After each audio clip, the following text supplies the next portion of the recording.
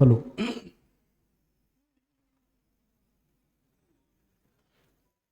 रयतेचे राजे छत्रपती शिवाजी महाराज, भारतीय राज्यघटनेचे शिल्पकार महामानव डॉक्टर बाबासाहेब आंबेडकर यांना वंदन करून, सर्वच महापुरुषाला वंदन करून आजच्या या सभेचे अध्यक्ष आणि नवनिर्वाचित महापौर आदरणीय मंजुषाताई नागपुरे, या ठिकाणी आता जिल्हाधिकारी येऊन गेलेत, तसेच पुणे महापालिकेचे आयुक्त आदरणीय, तसेच या ठिकाणी आदरणीय अतिरिक्त आयुक्त देखील या ठिकाणी सर्वजण उपस्थित आहेत.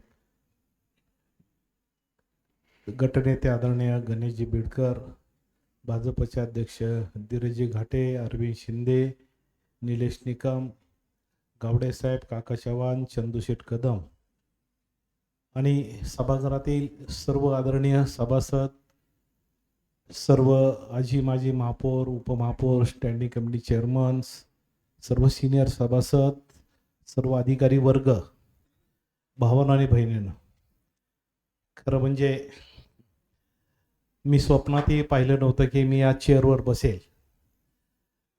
आणि खरं सांगायचं म्हटलं तर मी एक चळवळीतील कार्यकर्ता. या महापालिकेवर मोर्चे काढणं, आंदोलनं करणं हाच माझा पिंड असा मी समजायचो. एक शोषित, पीडित, दलित आदी कुटुंबातून एक सर्वसामान्य पत्र्याच्या घरामध्ये गावात सोडून पुण्यात आल्यानंतर झोपडपट्ट्यातल्या विकासांवर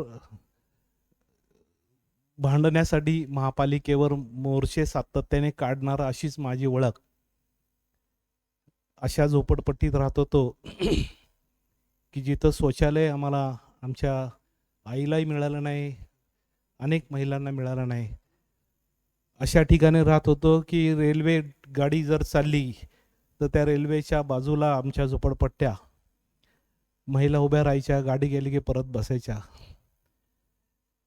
अत्रापाट सत्रापाट दारिद्र्य, गरिबी आणि अशा गरीब कुटुंबातून डॉक्टर बाबासाहेब आंबेडकरांच्या चळवळीतून मी संघर्षमय जीवन करत करत इथपर्यंत आलेला एक साधा कार्यकर्ता. मला आठवते की या महापालिकेला अनेक मोर्चे, अनेक घेराव, अनेक संघर्ष, या जुन्या सभागृहातून मी पत्रक खाली टाकणं, घोषणा देणं.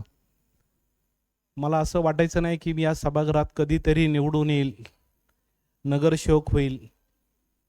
स्वप्न तर खूप पाहायचो, परंतु गेल्या वेळेस माझी पत्नी सुनीता परशुराम वाडेकर यांनी महायुतीमध्ये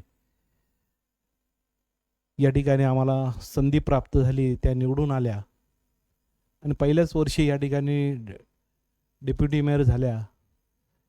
हे क्रेडिट आदरणीय मी भाजपच्या सर्व कार्यकर्त्यांना आणि आमच्या रिपाईच्या कार्यकर्त्यांना देतो, आदरणीय फडणवीस साहेबाला देतो की माझी पत्नी या ठिकाणी निवडून आली. पहिल्याच वेळेस ती उपमहापौर झाली. मला वाटलं की हा प्रभाग महिला होईल. मी असंच देवाकडं म्हणून या प्रार्थना करत होतो की हा महिला वाढ व्हावा, आणि ते पुरुष वाढ झाला. आणि या ठिकाणी माझ्या पत्नीनीच माझी उमेदवारी जाहीर केली की तुम्ही लढा, नाही का. मी म्हणालो या शहरातल्या मी 3 विधानसभा लढलो, आता मी कसं लढू थांब, नाही मग तुम्हीच लढा, सगळ्या कार्यकर्ते झाले. या ठिकाणी मी निवडणूक लढण्याचा निर्णय घेतला. आठवले साहेबांनी, रिपब्लिकन पक्षाने, भाजपच्या सगळ्या मित्रांनी या ठिकाणी मला सहकार्य केलं आणि चांगल्या मताधिकारी माझ्या प्रभागातील सगळ्या मतदारांनी मला निवडून दिलं. व्यक्तिशः मी त्यांचे मनापासून आभार मानतो की त्यांनी मला निवडून दिलं म्हणून मी उपमहापौर झालो. व्यक्तिशः मी आभार मानेल की या ठिकाणी आदरणीय देवेंद्र फडणवीस साहेबांचं. या ठिकाणी मला माहीत नव्हतं की मला उपमहापौराची संधी भेटेल, कारण की माझ्या घरामध्ये माझी पत्नी उपमहापौर होत्या आणि मुरली अण्णा महापौर होते. सकाळी चंद्रकांत दादा पाटील यांचा फोन आला आणि ते म्हणाले की या ठिकाणी उपमहापौरपदी तुला नाव सुचवलेलं आहे, आणि फडणवीस साहेबांनी व्यक्तिशः सांगितले की हे ही जी जागा रिपब्लिकन पक्ष मागत आहे ही फक्त मी वाडेकरांना या ठिकाणी ती द्यावी अशी माझी विनंती असणार आहे. त्याचं कारण आहे ते म्हणजे तुम्ही असं म्हणाल की त्याच्या घरातच आता उपमहापौर आहे त्याला कशाला द्यायचं, पण माझी या ठिकाणी इच्छा आहे की ही परशुराम वाडेकरालाच उमेदवारी द्यावी अशी सूचना फडणवीस साहेबांनी केली. त्यावेळेस माझ्यासारख्या कार्यकर्त्याला अत्यंत अभिमान वाटला की अनेक वर्ष मी चळवळीमध्ये काम करताना एक चळवळीतील कार्यकर्त्याची दखल आदरणीय मुख्यमंत्री ज्या पद्धतीने घेतात ते पाहिल्यानंतर त्यांच्याबद्दल माझ्या मनामध्ये प्रचंड मोठं एक समाधान आणि एक आदरयुक्त हे झालं आहे. माझ्या निवडीमुळं महाराष्ट्रातील आंबेडकरी जनतेबद्दल खूप खुशी झाली. मी निवडून आल्यानंतर खूप लोकांनी जे फोन केले महाराष्ट्रातल्या गरीब घराण्यातून आणि चळवळीतील कार्यकर्त्यांनी फोन केले, कारण की ज्या चळवळीतून मी येतो अशा संधी आम्हाला खूप कमी प्राप्त होतात. आणि या ठिकाणी सभागृहामध्ये ही जी सगळी मंडळी बसलीत, मी महायुती म्हणून काम केलं आहे, मी राष्ट्रवादी काँग्रेसबरोबर सुद्धा मी काम केलेलं आहे आणि हे सगळे मित्र आहे मी ज्यांच्यासाठी प्रचार केला आहे ती बी माणसं माझ्यासमोर आहे, ज्यांच्यासाठी सभा घेतल्यात ते बी माझ्यासमोर आहे आणि अजितदादाबरोबर काम केलं आहे, महायुतीबरोबर काम केलं आहे आणि सर्वांच्या सभा देखील केल्यात. अशा याच्यामध्ये या ठिकाणी आदरणीय रामदासजी आठवले साहेबांनी या ठिकाणी माझं नाव या ठिकाणी फडणवीस साहेबांनी सांगितलं, आठवले साहेबांनी ते नाव दिलं, त्याबद्दल मी त्यांचे मनापासून आभार.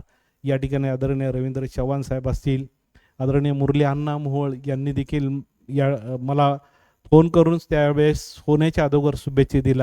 चंद्रकांतदादा पाटील असतील, माधुरीताई असतील, आदरणीय गटनेते बिडकर साहेब, धीरज घाटे साहेब, रिपाईचे अध्यक्ष संजय सोनवणे साहेब, या सगळ्यांनी मला पाठिंबा व्यक्त केला. उपमहापौर पदासाठी त्यांनी माझं नाव सुचवलं आणि या ठिकाणी आज ही जी निवडणूक बिनविरोध होत आहे त्याबद्दल मी सगळ्या या बिनविरोध होण्यासाठी ज्यांनी माघार घेतली त्या सभासदांचं मी व्यक्तिशः मनापासून आभार मानतो. या ठिकाणी या सभासदांचे देखील आभार मानतो की त्यांनी पहिल्यांदाच एक ऐतिहासिक निर्णय मंजुषाताई यांनी आमच्यासाठी केला, त्याबद्दल देखील मी आपल्या मनापासून आभार मानतो की तुम्ही ही निवडणूक बिनविरोध केली. या ठिकाणी एक आमच्या नावाने इतिहास देखील घडलेला आहे की एक आंबेडकरी चळवळीतील कापल्य माझी पत्नी सुनीता वाडेकर आणि परशुराम वाडेकर या दोन्ही उपमहापौर म्हणून पहिल्यांदाच महाराष्ट्रामध्ये एक ऐतिहासिक निर्णय झाला, हा देखील आमच्या नावाने झाला. याचं व्यक्तिशः मला आनंद या ठिकाणी होतो आहे. या ह्याच्यामध्ये सर्व सभासद भाषण करत असताना त्यांचं मनोगत व्यक्त करताना मी पहिल्यांदाच या डायसवरून बोलतोय, सभागृहामध्ये बोलतोय. निवडून आल्यानंतर काही चुका होतील, काही झाल्यास मला तुम्ही सगळे समजून याल अशी मी मनापासूनची अपेक्षा बाळगतो. परंतु या ठिकाणी ज्या भारतीय संविधानाने आम्हाला अधिकार दिले त्या संविधानामुळं आम्ही आज ह्या ठिकाणी या सभागृहामध्ये दिसतो आहोत. या ठिकाणी आदरणीय सगळ्या महिला या ठिकाणी नगरसेविका झालेल्या दिसतात, त्यामध्ये भारतीय संविधानाचं मोठं क्रेडिट आहे. आणि म्हणून 1949चं बाबासाहेबाचं भाषण सभागृहातलं मला आठवतं की या ठिकाणी संविधान देताना त्यांनी भाषण केले की आता जा घराच्या भिंतीवर लिहून ठेवा की तुम्हाला शासनकर्ती जमात व्हायची आहे. पूर्वी राजाच्या पोटी राजा निर्मित व्हायचा, पण आता उद्यापासून मतदानातून राजा निवडला जाणार आहे आणि आम्हाला सांगितलं जा आणि आता शासनकर्ती जमात बना. बाबासाहेबांना वंदन करत मी विचार केला की त्या काळामध्ये निवडणूक लढायला पैसे कुठे आहे किंवा फॉर्म भरायलाही पैसे नसतील, भाकरीचा प्रश्न आणि घराचा प्रश्न, या सगळ्या ह्याच्यामध्ये बाबासाहेब तर म्हणले शासनकर्ती जमात बना. कुठून शासनकर्ती जमात बनणार, भाकरीचा प्रश्न एवढा मोठा समोर होता. पण या ठिकाणी ज्या पद्धतीने बाबासाहेबांनी संविधानामध्ये ज्या पद्धतीने मूलभूत अधिकार दिल्या त्याबद्दल इथल्या आपल्या महिला भगिनी त्यांना आज जी संधी मिळते ती भारतीय संविधानामुळे मिळते. माझ्यासारखा अत्यंत शेवटच्या थरातला एक छोटासा कार्यकर्ता ह्यालाही आज संधी मिळते ती भारतीय संविधानामुळेच मिळते. या देशामध्ये द्रौपदी मुर्मू या आदरणीय नरेंद्र मोदी साहेब पंतप्रधान होतात त्याचंही एक क्रेडिट भारतीय संविधानाला जातं आणि साध्यातल्या साधा माणूस हा उच्च पदावर बसू शकतो, हे बाबासाहेबांनी केलेली या देशातली किमया आहे. त्यामुळं आज या पवित्र सभागृहामध्ये, ज्या सभागृहामध्ये महात्मा फुले होऊन गेले, त्या सभागृहामध्ये मला उपमहापौर होण्याची संधी या ठिकाणी प्राप्त झालेली आहे. त्याबद्दल मी पुन्हा एकदा सर्व सभासदांचे मनापासून आणि मला ज्यांनी खऱ्या अर्थाने मला या ठिकाणी मदत केली त्या सर्व नेत्यांचे मी व्यक्तिशः मनापासून आभार मानतो. व्यक्तिशः मी या ठिकाणी आदरणीय मुख्यमंत्री देवेंद्रजी फडणवीस साहेब हे ज्या पद्धतीने या पुणे शहराबद्दल विकासाचं एक मॉडेल उभं करतात, त्यांनी जी स्वप्न पाहिलीत की नाही पिंपरी आणि पुणे शहर या पद्धतीने आपल्याला डेव्हलपमेंट करायचं आहे, त्यांच्या या स्वप्नाला पुणे शहर आम्ही सगळे सभासद, आम्ही सगळे महापौर उपमहापौर म्हणून नक्की शहराच्या विकासासाठी आम्ही मनापासून त्यांच्या या मॉडेलला पाठिंबा देऊ आणि शहराचा सर्वांगीण विकास करत असताना कुठल्याही मनामध्ये मतभेद किंवा दुजाभाव न ठेवता सर्व सभासदांच्या प्रश्नावर त्यांच्या न्याय हक्कासाठी या ठिकाणी व्यक्तिशः मी भांडेन, त्यांच्यासोबत उभे राहील. माझ्या हातून असा कुठलाही प्रयत्न होणार नाही आहे की विरोधी पक्ष असा काय भेदभाव होणार नाही, कारण की मी दोन्ही बाजूने आलेलो आहे. त्यामुळं मला सर्वांचे दुःख मी किंवा प्रश्न मला समजतात.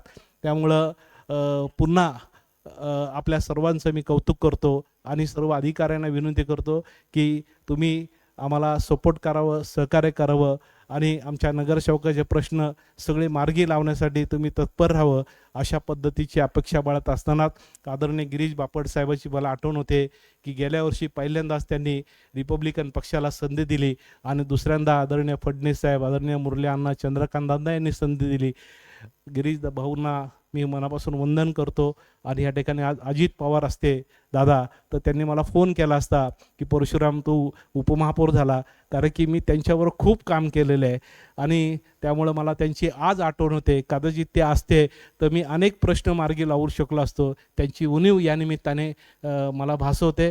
तर सुरेशभाईबरोबर बी मी काम केलं आहे, नाही का, की खूप काम केलं सुरेशभाईबरोबर, बाबा आढावा साहेबांबरोबर केलं आहे.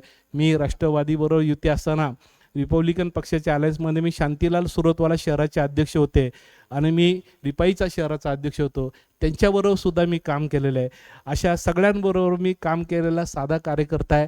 मला आज तुम्ही सगळ्यांनी संधी दिली त्याबद्दल मी तुमचे मनापासून आभार व्यक्त करतो. आणि या ठिकाणी माझी पत्नी सुनीता वाडेकर यांनी मला निवडून आणण्यामध्ये किंगमेकरची भूमिका, तिच्यामुळंच मी निवडून आलो, तिला देखील मी मनापासून शुभेच्छा देतो. थांबतो. जय भीम, जय महाराष्ट्र.